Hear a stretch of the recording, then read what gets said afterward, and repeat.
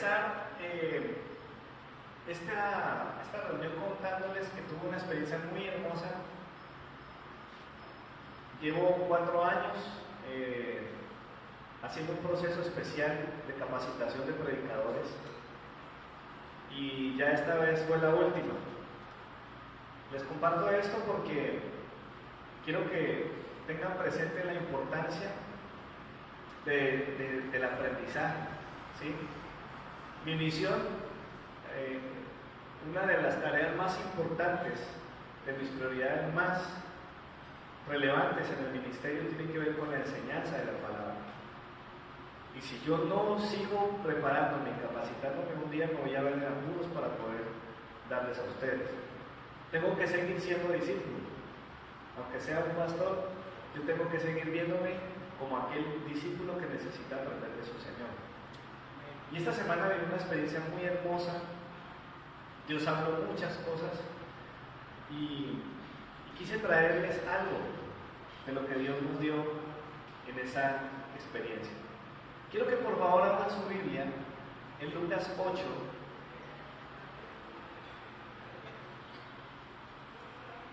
Y vamos a trabajar un texto que es muy conocido. Es un pasaje que quizás ya hemos escuchado muchas veces, lo hemos trabajado. Quizás algunos hasta lo han predicado, lo han compartido. Y vamos a trabajarlo esta vez con la misericordia del Señor para encontrar algo más, algo de lo que Dios nos quiere dar. Quiero que por favor, coloque por favor en sus notas el título del tema de hoy. A manera de pregunta. ¿Sí? ¿Cuántos sabemos sus libretitas? Esa es otra importante, ¿no? Yo le cuento que si yo no tomo notas, después mi memoria falla. ¿Cuántos les falla la memoria a veces? ¿Sí? Imagínense ahorita nada más en un ejercicio simple que yo mismo diseñé, se me estaba yendo las luces con un detalle. Imagínense, es bueno tener anotado. El tema que vamos a plantear hoy, la manera de pregunta es: ¿te interesa tu corazón tanto como a Dios? Una pregunta interesante, ¿no? ¿Te interesa tu corazón tanto como a Dios? Listo, tengámoslo allí, vamos a leer el capítulo 8 de Lucas, versículos 4 en adelante. Yo les digo hasta ahora, el versículo 15. Dice, Lucas 8, del 4 al 15. Dice la palabra del Señor: juntándose una gran multitud y los de cada ciudad venían a él y les dijo por parábola: el sembrador salió a sembrar su semilla, y mientras sembraba, una parte cayó junto al camino, fue pisoteada y las aves del cielo se la comieron. Otra parte cayó sobre la piedra y después de nacer se secó porque no tenía humedad. Otra parte cayó entre espinos y los espinos que nacieron juntamente con ella la ahogaron. Y otra parte cayó ¿en qué? En buena tierra. Nació y llevó fruto al 100%. Hablando de estas cosas decía con fuerte voz: el que tiene oídos para oír, oye. Sigamos. Versículo 9. Aquí hay una escena de las que les contaba ahora. Sus discípulos le preguntaron. Muchas veces los discípulos después de las predicaciones de Jesús se acercaban a preguntar. Y es un sermón tan cortito. Igual le preguntaron, dice: ¿qué significa esta parábola? Él les dijo: a vosotros os es dado a conocer los misterios del reino de Dios, pero a nosotros por parábola, para que viendo no vean y oyendo no entiendan. Versículo 11. Esta es pues la parábola. La semilla, que es la palabra de Dios. Los de junto al camino son los que oyen, pero luego viene el diablo y quita de su corazón la palabra para que no crean ni se salven. Los de sobre la piedra son los que, habiendo oído, reciben las palabras con gozo, pero no tienen raíces. Crecen por algún tiempo, pero en el tiempo de la prueba se apartan. La que cayó entre espinos son los que oyen, pero luego se van y son ahogados por las preocupaciones, las riquezas y los placeres de la vida, y no llevan fruto. Pero la que cayó en buena tierra son los que con corazón bueno y recto, retienen la palabra oída y dan fruto con perseverancia.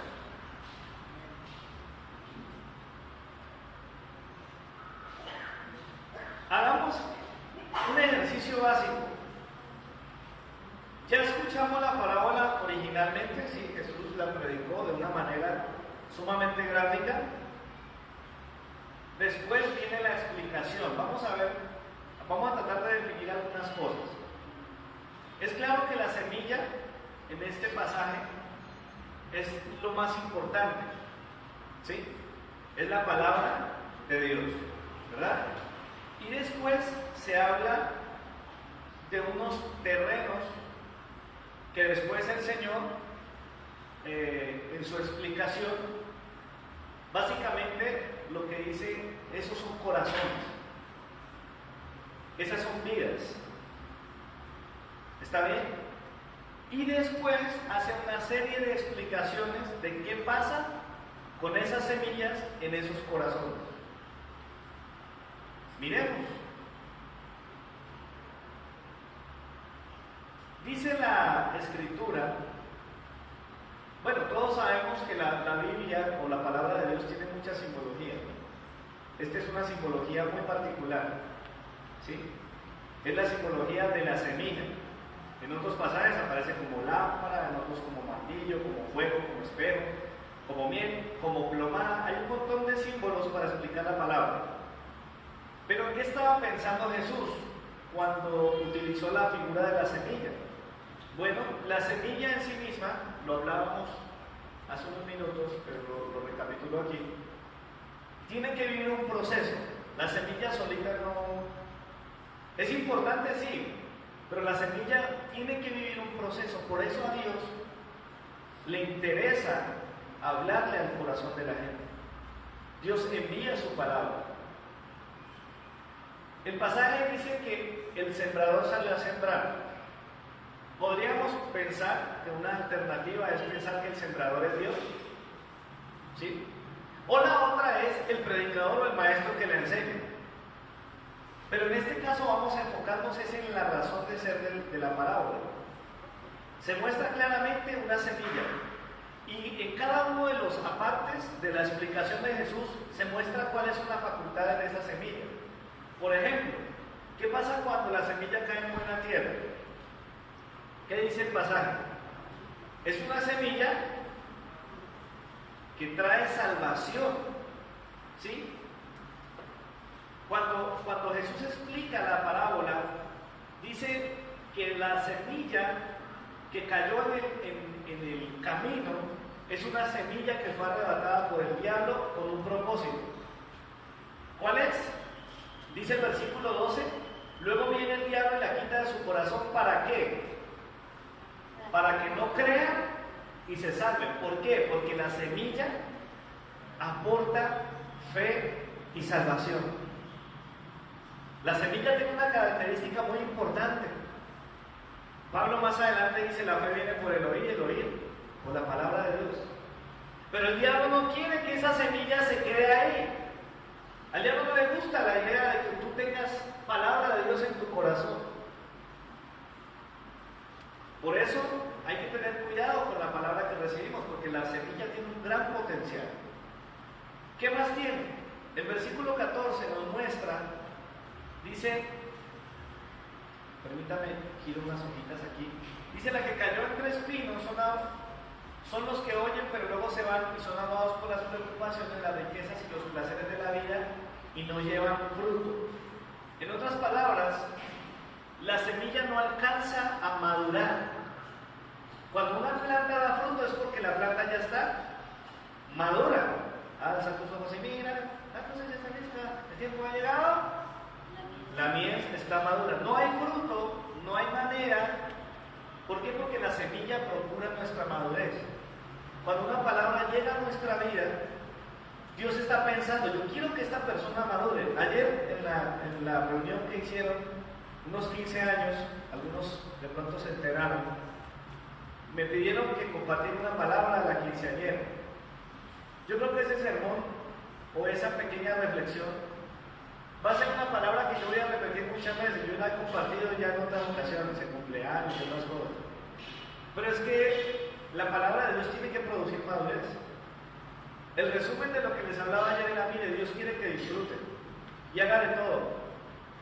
Pero tenga en cuenta que usted es responsable de sus acciones. Ese era el resumen. ¿Sí? Los muchachos quieren libertad, pero no quieren responsabilidad. Y eso es lo que toca manejar con ellos, sobre todo cuando se desprenden de esa edad de los 10 años. ¿Sí? Las chicas más rápidas, ¿no? Se empiezan, ay. ¿Sí? Yo no sé por qué me siento hoy tan diferente.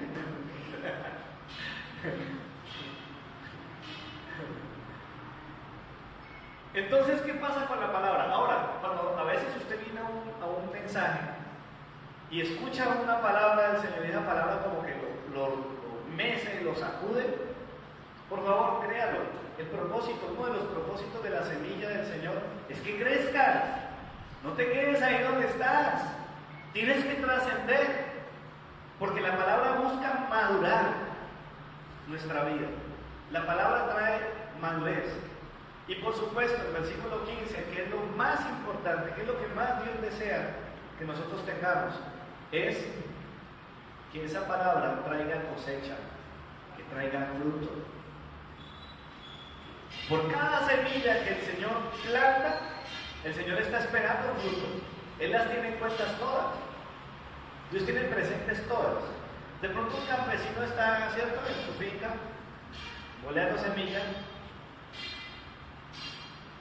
y él es consciente de todas esas cosas, pero el Señor sabe exactamente dónde cayó cada una. Eso es lo que el campesino no tiene. El campesino va en lo suyo y tiene que ir rápido, pero el Señor tiene las pillas todas. Sabe cuántos cabellos tienes, incluso menos el que se te cayó hoy cuando te peinaste.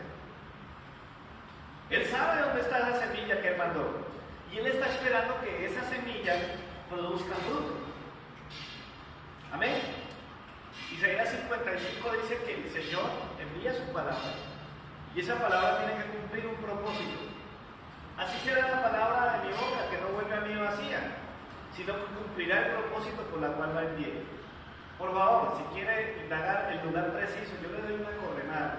Bueno, realmente le doy dos. La coordenada del Antiguo Testamento y le doy la coordenada del libro. Y es más, le doy la del capítulo, ya. Muy generoso, siento la tarea no es tan difícil. Isaías 55, busque lo que... Pero en su casa, ahorita le pido que se enfoque aquí. Ahora, pensemos un momento en la descripción de los terrenos. ¿Sí? Este es un mensaje que va a sonar muy académico, pero es que la idea es que podamos aprender a escudriñar la Biblia y prestarle atención a todos los puntos. ¿Qué ocurre allí? Aparece allí varias cosas. La primera, sobre piedras. ¿Sí? Bueno, los de junto al camino ya sabemos qué pasa, ¿no? Los de piedras, que son aquellos que no tienen raíz. Versículo 13. Dicen, los de sobre piedras son los que habiendo oído la palabra con gozo, no tienen raíces, crecen por algún tiempo, pero en el tiempo de la prueba se apartan. Pensemos en esto. No tienen raíces. Cuando algo no tiene raíz, ¿cómo esperamos que crezca? Las plantas no crecen. Bueno, yo sé que hay algunas plantas increíbles, como la sábila, por ejemplo, que es capaz de sobrevivir casi que del aire, ¿no? Pero aún ellas tienen unos brotes de raíces que hacen unas cosas distintas a las que hacen la mayoría de las plantas, pero ahí están. Hay raíces. Y el problema de ese terreno pedregoso es que no tiene raíz. Yo le doy gracias al Señor por una cosa. Yo pude ser, dice la Biblia, uno sembró, otro regó, pero el crecimiento lo da el Señor. Y tuve el privilegio de estar en una congregación durante varios años, donde alguien pudo regar, donde alguien se pudo ocupar de mí. La semilla me fue sembrada en una iglesia en San Fernando, por el barrio San Fernando. Increíble, algunos no sabían esa parte de la historia, yo la conté en estos días. Yo recibí la palabra de Cristo, el Evangelio de Cristo, el de la cruz. Creí en el poder de la cruz en una iglesia del barrio San Fernando. Pero poco tiempo después, en el norte de la ciudad, en una iglesia bautista, empecé a ser fundamentado. ¿Qué se necesita para poder echar raíces? Tiempo. Tiempo. Si usted coge una matica, ¿cierto? Que no está muy grande todavía, y le hacen así, la ala un poquitico, ¿qué pasa? Se sale fácil, con raíz y todo. Pero qué problema es sacar una mata, qué difícil es desarraigar un árbol. Se necesita una maquinaria muy poderosa, porque entre más raíces, entre más tiempo haya estado ahí, más cimentado está. Y el asunto es que el crecimiento tiene que ver con echar raíces. ¿Cómo vas a saber lo que Dios tiene para tu vida si no echas raíces? Yo, por ejemplo, digo, ¿cómo hace esa gente que salta de iglesia en iglesia? Que va de un lado a otro. Hombre, si no te quedas, no sabrás qué puedes dar, no sabrás hasta dónde vas a llegar. Pero los que tienen raíces, y aquí hay varios que tienen bastantes años acá, y tienen raíces, saben lo que significa eso. Echar raíces y crecer. Entre espinos es otra. El problema de los espinos, ¿cuál es? La planta quiere crecer, pero los espinos le quitan el espacio. ¿Sí? Finalmente la ahogan. Y aunque la planta sí crece un poco más, no alcanza el punto de madurez para fructificar. Ese es el problema. Y la última, digámoslo así, es la que retiene la semilla y da fruto con perseverancia. Retener no necesariamente se asocia con memorizar, pero por lo menos se asocia con aprender. Amén. Que tú puedas decir, bueno, a mí el Señor, yo no me sé las coordenadas completas, no me sé el testamento, el libro, el capítulo y el versículo, porque a veces nos cuesta trabajo eso. Y lo notamos en la vigilia con un concurso. Está bien, no se preocupe. Ojalá lo podamos trabajar. Y a mí me gusta, en algunas oportunidades yo les doy pistas de cómo lograr eso. Pero miren, no basta solo con eso. Retenerlas, ¿qué es? Que esa palabra se quede encarnada en nosotros.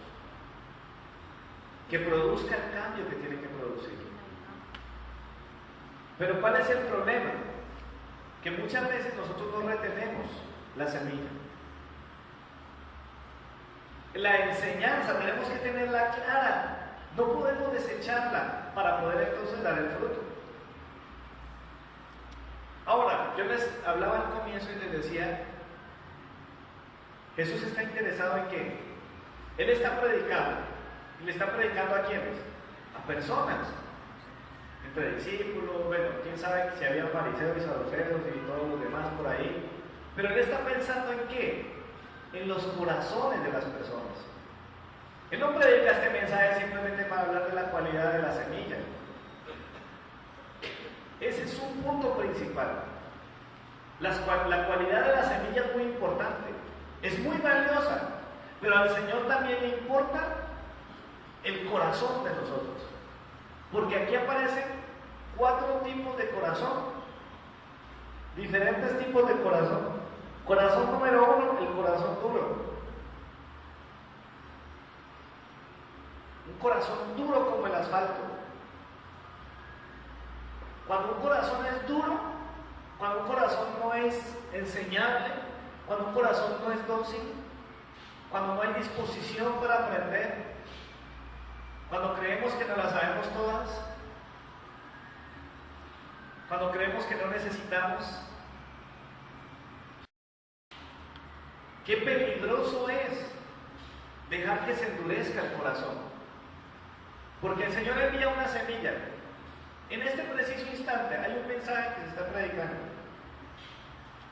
Los más experimentados, los que más tiempo llevan en el Evangelio, seguramente dirán, yo me acuerdo, yo lo escuché predicar a X pastor, o lo vi por televisión, o lo escuché por radio. Pero muchas veces nosotros asumimos una actitud donde ya eso ya lo recibí. Como cuando están repartiendo, bueno, pensemos en algo un poquito más aplicable.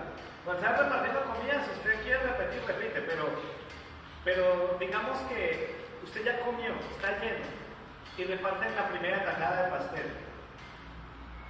Y resulta que alguien dice, ¿quién quiere repetir pastel? Usted dice, no, yo ya comí pastel. Más o menos esa sensación de, no, ya, gracias. ¿Sí? Corazones endurecidos. Y le cuento que un corazón duro es objetivo militar del diablo. Porque cualquier momento en el que llegue una palabra, en que ese corazón como que se cierra, el corazón a mí no me interesa, allí viene el diablo. Dice, sí, listo, está apenas para que yo me la lleve, apenas para quitarla. La quita del corazón. ¿Para qué? Para que no creas. Estás pasando por una situación difícil y Dios dice en un mensaje que hay una respuesta, que hay una esperanza, y el diablo dice, no, yo no quiero que crea.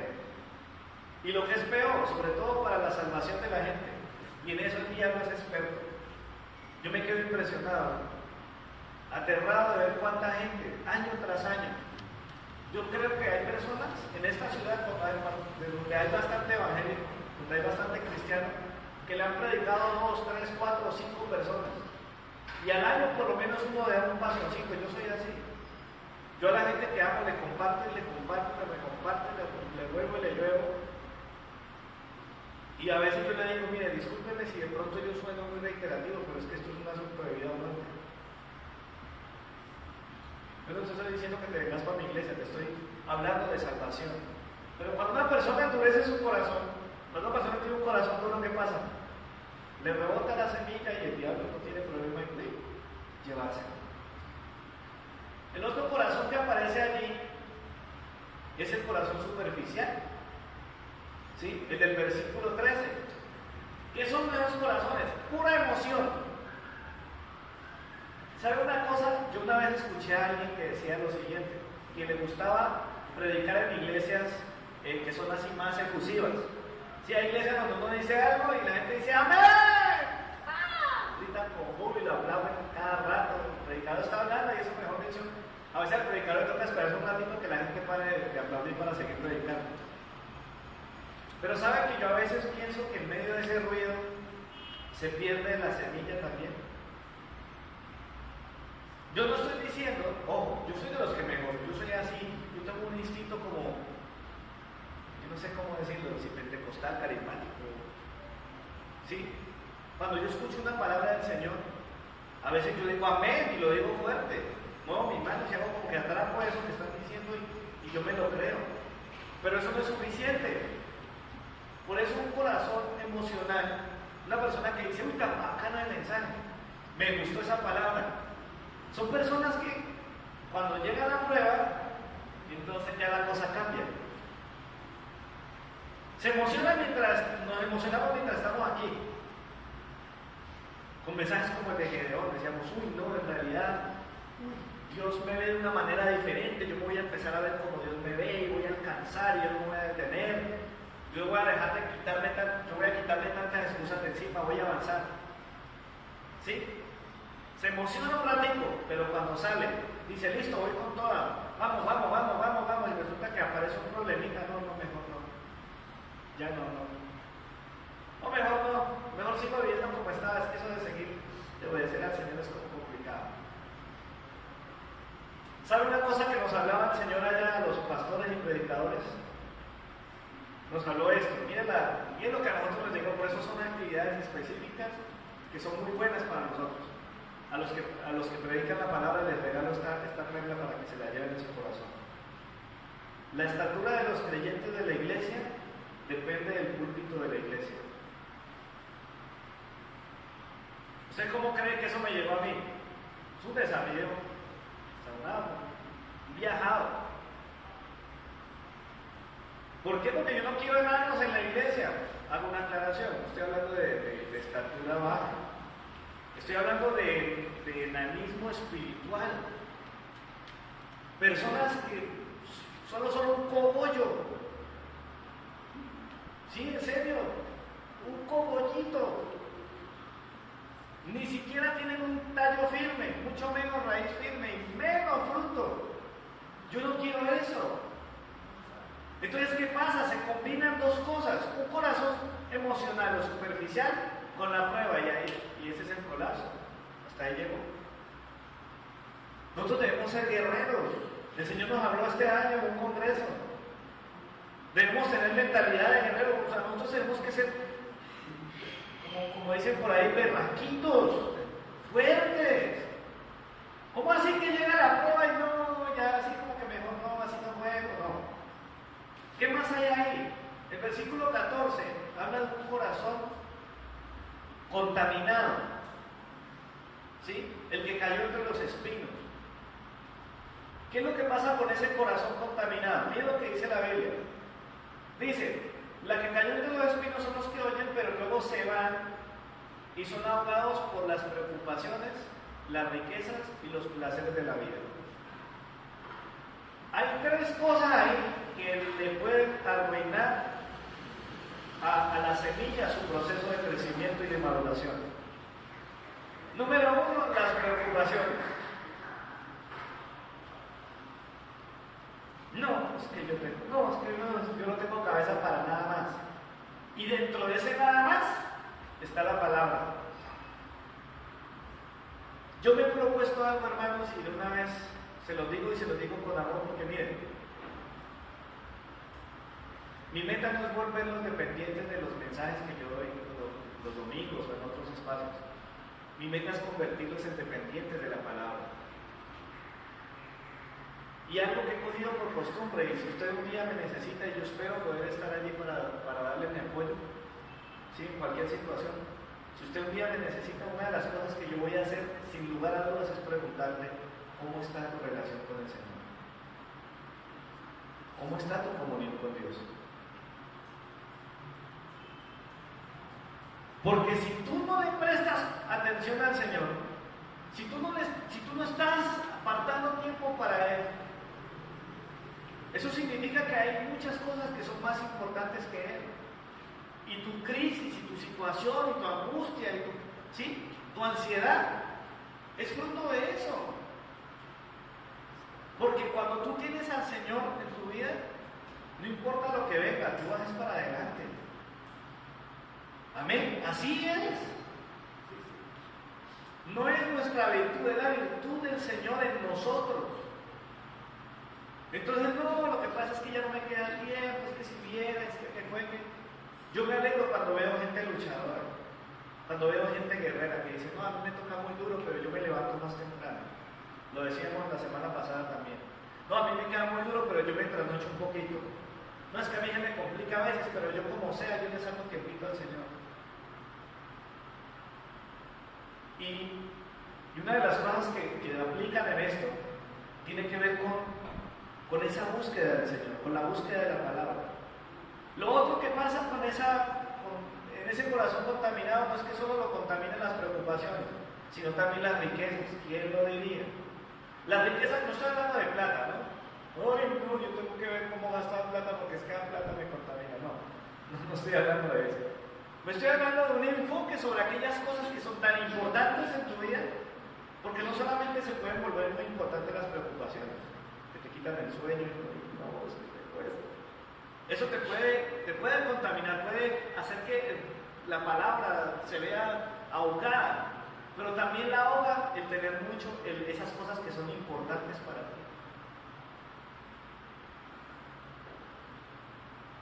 Yo nunca olvido la experiencia que tuve en la universidad, en el seminario cristiano,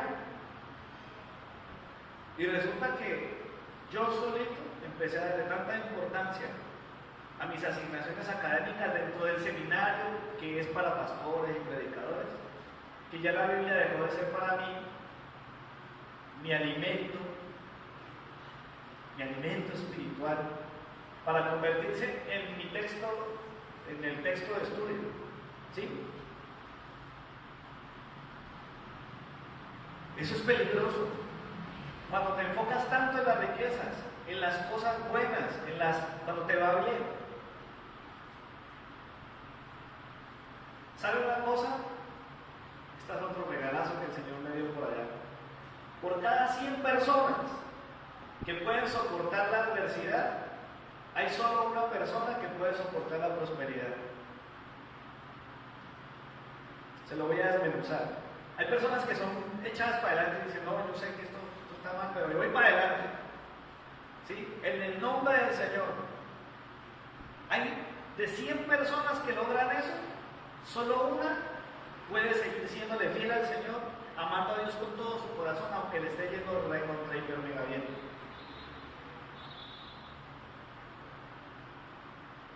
El Señor no tiene nada en contra de los millonarios y la gente que la está pasando muy bueno. Pero son muy pocas las personas que le dan el primer lugar al Señor y no están dispuestos a dejar que su semilla, que la palabra del Señor, se ahogue entre espinos. Y la última, los placeres de la vida. Es decir, todo aquello puede ser bueno o malo,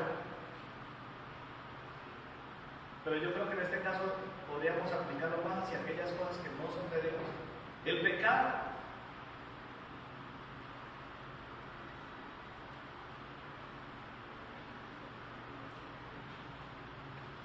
Empezamos a ceder el espacio a situaciones que nos apartan del Señor y hasta ahí llega. Se enfoca en eso. Mira hasta dónde puede llegar una persona que inicia a consumir drogas. Puede tenerlo todo, pero poco a poco eso va comiendo y cuando menos pensó, no tiene ni nada. Entonces, mis amados hermanos, Dios nos está llamando a que revisemos nuestro corazón. A Dios le importa mucho. La palabra de Dios es fiel, esa no cambia, esa es perfecta, es la que necesitamos, es la que aquí predicamos. Pero el asunto es nuestro corazón. ¿Cómo está nuestro corazón? Entonces, por favor, mire, el problema es que cuando llegan las preocupaciones, las riquezas y los placeres, el fruto se pierde. Las cosas iban bien, pasó un buen tiempo, ¿sí? Miren que este es diferente al anterior. Nosotros crecemos un poquito de tiempo y hasta ahí llegó. Pero en este caso hay un tiempo más. Pero ¿qué pasa? No hay fruto. ¿Qué pasa cuando hay un palo que no está dando fruto? Juan capítulo 15. ¿Qué dice? Yo soy la vid y vosotros los pámpanos, el que permanece en mí y yo en él, este lleva mucho fruto, porque separado de mí nada podéis hacer. Y si alguno no lleva fruto, mi Padre lo cortará. Pero si lleva fruto, mi Padre lo limpiará para que lleve más fruto. Ahí me dejo otra tareita. Sí, porque esto que estoy diciendo, usted dice, ¿verdad eso es así? Sí, eso está ahí, Juan 15. Amados, esto es una realidad. Y miren que es tan cierto, hay personas que en la dificultad, en la adversidad, se mantienen fieles y reciben la palabra y están allí y dicen, sí, yo no voy a perder, pero cuando llega la bonanza, se pierde. Pero bueno, queda el último, que es el más importante, y es el corazón. ¿Qué dice el último versículo? El 15. Dice allí, pero la que cayó en buena tierra son los que con corazón, aquí está clarísima la palabra corazón, con corazón bueno y recto, retienen la palabra vida y dan fruto con su perseverancia. Ojo, ¿cuál es la virtud de este corazón que da fruto? Es un corazón bueno. En otras versiones dice un corazón noble y bueno. Es un corazón dispuesto, es un corazón labrado. Mire, yo no sé cuántos de los que vienen a la reunión del domingo le dicen al Señor, uy Señor, yo necesito que me hables. O mientras estás en la alabanza, uy, Dios, ya se va a terminar la alabanza y ahorita viene la prédica, Señor, tú sabes cuánto necesito una palabra tuya. Prepara mi corazón. Yo no sé si alguno aquí ha hablado así alguna vez, pero eso es bueno que lo hagamos. Porque incluso la tierra necesita ser labrada. Yo pienso que un corazón que es bueno no porque sí, sino porque Dios está obrando en él y tú permites que Él haga su trabajo. ¿Sí? La tierra no solo es buena, sino que está preparada. Amén. Abierta. ¿Quieres entender un poquito más este concepto de lo que significa tener un corazón bueno, noble o dispuesto? Quiero que abra un pasaje de la Biblia, este sí lo vamos a leer, Hechos 17:11. Es un texto bien interesante, muy llamativo. Hechos 17:11, es un texto precioso. Miren cómo es de lindo el Señor que nos muestra. La Biblia alumbra solita, se interpreta a sí misma. Hechos 17:11 dice: estos eran más nobles que los que estaban en Tesalónica, pues recibieron la palabra con toda solicitud, escudriñando cada día las Escrituras para ver si estas cosas eran así. El versículo por sí mismo no dice mucho, pero le voy a dar una explicación rápida del contexto. Pablo venía predicando en diferentes lugares y llegó a un lugar llamado Berea. Pablo predicaba el mesianismo de Cristo. Él estaba hablándole a la gente que definitivamente Cristo era el Mesías. Todo lo que dicen los profetas apuntaban a Cristo. Y resulta que llega el punto en el que el escritor Lucas se da la tarea de afirmar lo que pasó con esa iglesia. Dicen, estos eran más nobles que los que estaban en Tesalónica. O sea, de pronto los de Tesalónica escucharon la palabra, chévere, la creyeron, dijeron aleluya, gloria a Dios, sí, Jesús es el Mesías, pero esta gente hizo algo más. Dice, eran más nobles que los que estaban en Tesalónica, ¿por qué? Porque recibieron la palabra con toda su solicitud, escudriñando cada día las Escrituras para ver si estas cosas eran así. ¿Quiere saber si usted tiene un corazón noble y bueno, como dice Lucas 8? Cuando usted dice, uy, esa palabra me gustó, me llegó, pero yo quiero escudriñar más, yo quiero mirar más allá. El pastor mencionó unos versículos, los anotamos. Voy a mirar a ver qué dice. Incluso si usted dice, ese mensaje como que no me cuadró mucho, yo tengo mi duda, yo no estoy muy convencido. Aún con la duda, vaya a su casa y escudriñe. ¿Cuál es nuestra misión? Y esto es algo importante. Yo doy gracias al Señor porque cuando hablaron de esto, ya ustedes se lo han dicho. ¿Sí? Si un día en mi exposición, mientras hago mi discurso, meto la pata, porque soy humano, ¿sí? Algo me pasa, me enredo, por favor, hable conmigo. Obviamente, con respeto, ¿no? Qué horrible es cuando mi hijo le dice a su papá sus errores, pero los dice de una forma irreverente y grosera. Pero qué lindo cuando un papá puede escuchar que su hijo le dice, papá, mira, tú me estás pidiendo esto, pero mira lo que estás haciendo. En mi caso, como predicador, si yo un día cometo un error, venga, pastor, lo que pasa es que el otro día usted predicó y dijo esto. Por eso no tome notas, escriba. Mire, yo me acuerdo que usted habló de esto, como yo tengo mis bosquejos, ¿verdad? Venga, yo miro, uy, verdad, yo dije eso, tengo la grabación, eso es peor, porque la grabación coge cosas que yo no tengo aquí en el bosquejo. Y yo podré decirte, hermano, qué pena, cometí un error. Es cierto lo que tú dices. A mí no me molesta eso. Soy llamado a aprender. ¿Quién dijo que el único que aprende es el pastor? Yo también aprendo de ustedes. En la Biblia me di gusto escuchando a dos consiervos que predican la palabra y agarré. De eso se trata. ¿Quieres tener un corazón noble y bueno? ¿Quieres tener ese corazón bueno y noble que dice la palabra? No te quedes con lo que recibes aquí. Yo no pretendo, hermano, por el amor de Dios, que usted coja la Biblia el domingo y la lleve a su casa y la estacione en un lugar y vuelva a sacar del parqueadero de la Biblia su libro el domingo otra vez. Qué bueno es cuando uno ve esas Biblias rayadas, traqueadas, subrayadas, coloreadas, llenas de papelitos. Porque dicen, uy, a mí me gustó esto y esta semana yo fui a hablar con fulano y se la compartí. Amados hermanos, debemos aprender a escudriñar las Escrituras. Y yo lo animo a que hagan esto. ¿Saben qué hizo la religión mucho tiempo? La religión solamente daba el discurso y escondía la fuente. Mucho tiempo, muchísimo tiempo, es más, todavía.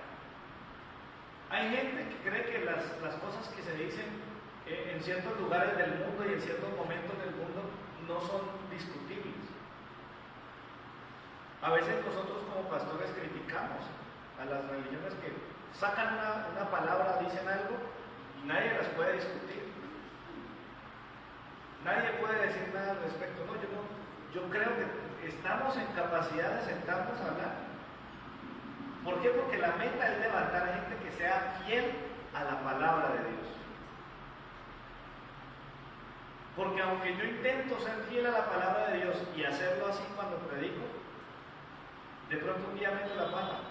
Cuando usted se dé cuenta que algo no está bien respecto a la palabra del Señor, sin lugar a dudas puedes hablar conmigo. Obvio, no vas a empezar a hablar con media iglesia y después hablar conmigo. No, ven y habla conmigo. Que si es el caso, yo mismo en público le digo a los hermanos, yo cometí un error.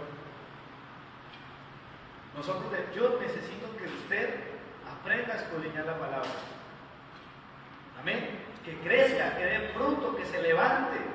Es la única manera. Usted retiene la palabra y como la retiene, la escudriña, le garantizo que usted va a dar fruto. No sé si alguno aquí lo ha hecho, pero a uno le pasa esto. Como con las películas. Uno se ve una película una vez, pero si se la ve la segunda vez, ¡ay! Yo solo lo vi la primera vez que me la vi. Ahora imagínense lo que puede llegar a pasar cuando usted escudriña la palabra de Dios, que dice el libro de Hebreos, es viva y eficaz. Ella está viva. Amados hermanos, quiero concluir con esto. Mire, la parábola de Jesús sigue vigente. Es increíble. Pusimos contrarreloj con unos estudiantes. ¿Cuánto se demora uno leyendo la parábola? Imaginándonos a Jesús predicando la parábola. Demora en promedio 1 minuto. Fue un sermón de 1 minuto. De pronto a usted le dé menos, y es de los que lee más rápido, pero si uno lee con sentido, imaginándoselo predicando, 1 minutico. Pero se necesita tiempo para asimilarlo. Se necesita tiempo para que la palabra crezca, para que la semilla dé fruto. Necesitas escudriñarla para que transforme tu vida. ¿Cómo nosotros nos transformamos? Porque la gente dice, es que a usted le lavaron el cerebro allá en la iglesia. Y yo le digo, sí, el Señor me la lavó porque la palabra es agua que purifica mi mente. Dice Efesios, vosotros ya, dice, la iglesia está limpia por la palabra. En Juan 13, el Señor le dice, ustedes están limpios por la palabra que les he dado. Cuando le digan eso, díganle, sí, es verdad. Es que yo usted lo veo muy cambiado, usted ya no parece el mismo. Es verdad. Es que yo estoy transformándome por medio de la renovación de mi entendimiento. Romanos 12:2, eso lo predicaba el siervo el domingo. Y hoy estoy comprobando, ahí está el fruto. El fruto es ese. Compruebas cuál es la buena voluntad de Dios, buena, agradable y perfecta. ¿Ya? Pues que eso es una bobada, eso es la religión, hermano. Mi fe es científica, es comprobable, es repetible. Amén. Podemos hacerlo. Vivimos en un mundo globalizado y ¿sabe cuál es el problema? Que hay mucha gente sembrando. A mí algo que me preocupa, y se lo digo con respeto, yo no voy a entrar a cuestionar a ninguna persona en particular, pero con internet y con televisión satelital y todo lo que hay ahora, hay cantidades de sermones predicaciones, enseñanzas, libros, cantidad de recursos a la mano. Aún para mí como predicador, yo a veces quiero enriquecer alguna cosa que estoy estudiando y me meto a un buscador y encuentro cantidad de material. ¿Cómo hago yo para saber que lo que voy a hablar no es una herejía? O lo que estoy leyendo. A ver, ¿sabe qué me pasó una vez? Me metí en una página y vi una reflexión buenísima. ¿Y qué creen? Lo último que hice fue mirar el sitio web, identificar quiénes somos. Cuando me meto a quiénes somos, eran los del Salón del Reino. Era gente que está en otro rollo. ¿Pero qué dice? Bueno, voy a revisar. Bueno, en este sentido no están tan mal. Eso lo hago yo porque tengo claridad con mi palabra, con la palabra del Señor. Y yo quiero que usted lo haga también, porque a usted le llegan devocionales online, a alguien le llegan a su correo. Usted de los que de pronto de vez en cuando dice, voy a escuchar a veces un mensaje que hable sobre, no sé, crianza de los hijos, y le aparece en YouTube un montón de videos sobre eso. Y empieza usted a escuchar. La única manera de discernir lo que es la semilla de Dios de otra semilla, dice la Biblia que hay un malo. Al mismo tiempo que se siembra el trigo, viene otro malo y siembra la cizaña. ¿Cómo vas a saber? La única manera es ver el fruto. A veces eso aplica a los predicadores también. Hermano, Dios está interesado en tu corazón. Yo no sé cómo está tu corazón, si tu corazón está endurecido. Le dimos una mirada a todo el pasaje, pero el corazón es lo más importante. Pero yo te digo una cosa, hay esperanza a pesar de todo. No sé si tu corazón es superficial, inmaduro, emocional. En estos días me ha tocado ver cantidad de gente, hablar con gente, que yo los vi brincando en un encuentro. Y hoy en día no quieren saber nada del Señor. ¿Qué pasó ahí? Y yo oro por esas personas. Y mi esperanza es que de alguna manera el poder de Dios, una semilla, haya alguien que Dios use para levantarle nuevamente. Esa es mi oración. O quizás es un corazón contaminado, ahogado por las preocupaciones, o por las muchas cosas que tenemos, o por los pecados que no nos dejan enfocar nuestra mirada en el Señor. Dios quiere que tengamos un corazón noble y bueno. ¿Cuántos aquí han resucitado con Cristo? Amén. Amén. Otra tareita, anótese en Colosenses 3 y busque eso. La palabra del Señor declara: si habéis resucitado con Cristo, poned la mira en las cosas de arriba. Nosotros hemos muerto y nuestra vida está escondida con Cristo en Dios, dice el pasaje. Mis amados hermanos, esta palabra sigue vigente. ¿Qué tipo de corazón tienes? Y vamos a anotar unas preguntitas. ¿Por qué? Porque la idea es que hagamos lo que tenemos que hacer. Colosenses 3. El resto sí ya lo buscas tú.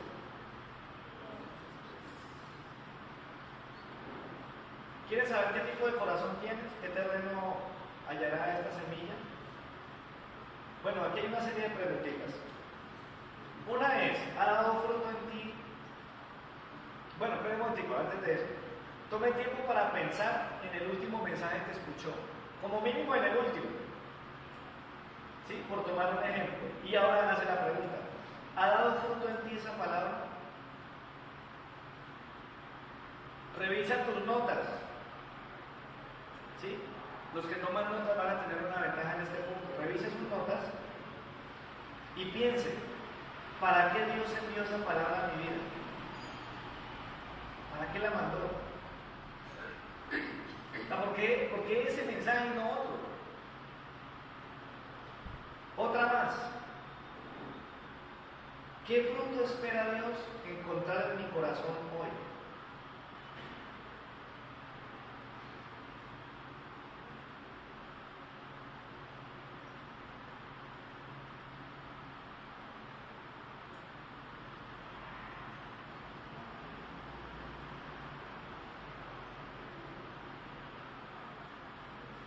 Y la otra opción, si mirando tus notas dices, uy, yo ya no me acordaba de este mensaje. ¿Quién fue que lo predicó? Si eso quedó como un recuerdo en el olvido, hazte la pregunta, ¿será que esa palabra se la llevó el diablo?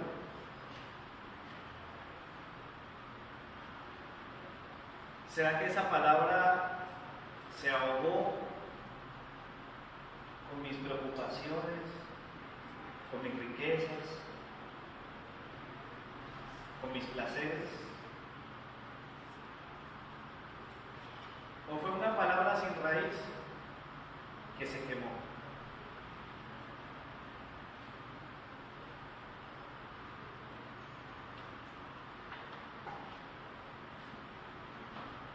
Quiero repetirte una vez más, mi amado hermano. Dios está interesado en nuestro corazón. Yo no creo que Jesús haya hablado estas palabras porque sí. Y como Dios no cambia, quiero pedirle que se ponga de pie y leamos juntos un último pasaje. En Ezequiel 36. Es una de mis citas favoritas para ver a Dios al mismo de hoy como era ayer. Ezequiel 36, versículo 26 y 27. Porque hay esperanza, amados hermanos, aún para un corazón de piedra, aún para ese corazón duro. Hay esperanza. Si ya lo encontraste, te pido que te pongas de pie y vamos a leer juntos esta palabra para terminar. Ezequiel 36, 26.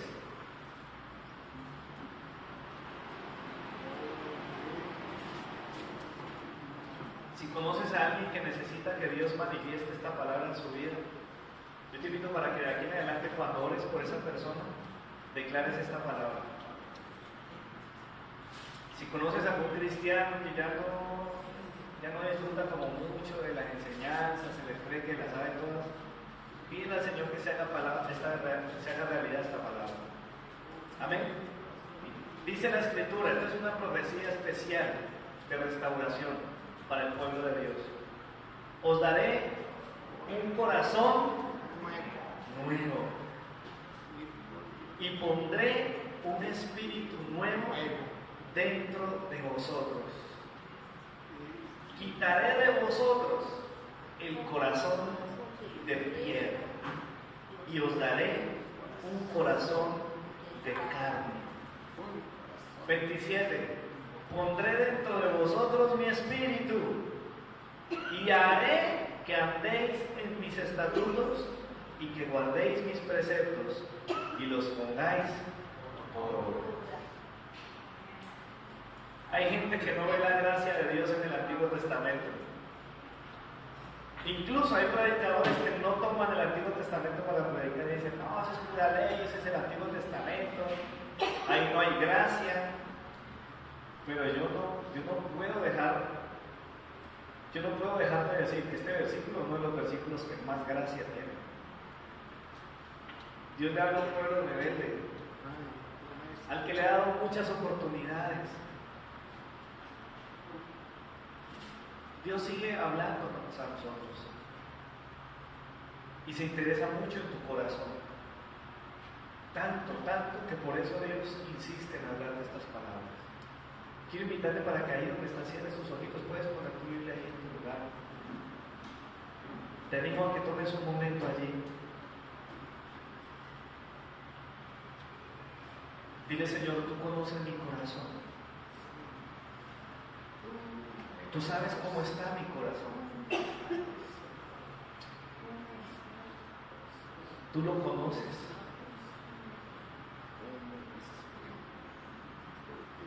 Tú tienes la capacidad de saber dónde, cuándo y qué pasó con cada semilla, con cada palabra.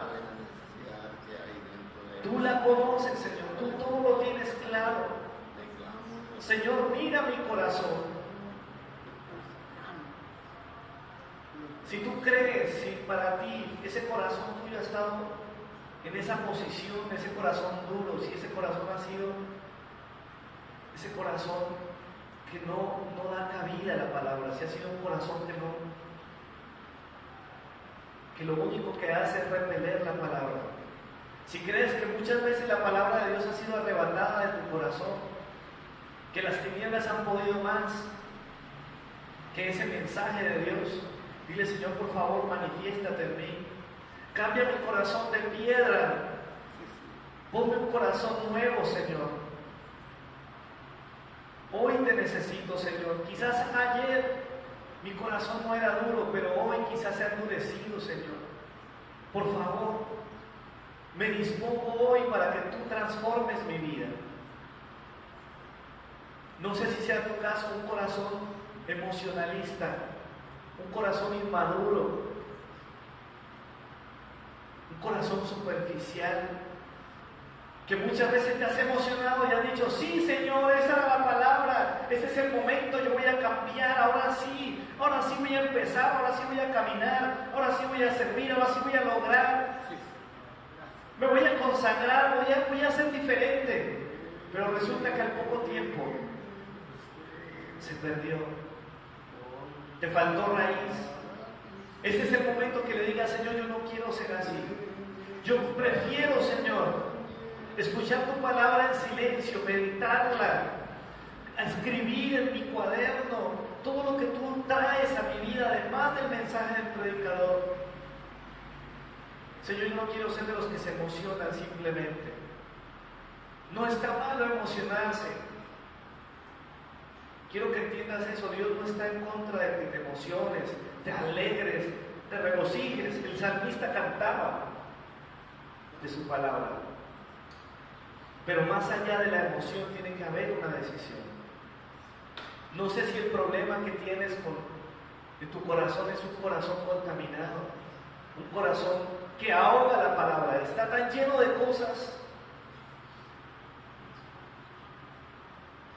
preocupaciones o cosas tan buenas que la palabra ya no es lo más importante, que escuchar al Señor ya no es lo más relevante, y lo que es peor, de pronto con placeres pecaminosos, con pecado,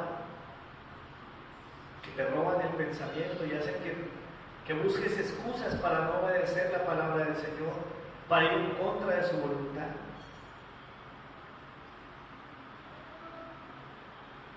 Yo no sé si tú le has pedido al Señor que te ayude con estas áreas, pero este es un buen momento para que lo hagamos. Señor, glorifícate, por favor.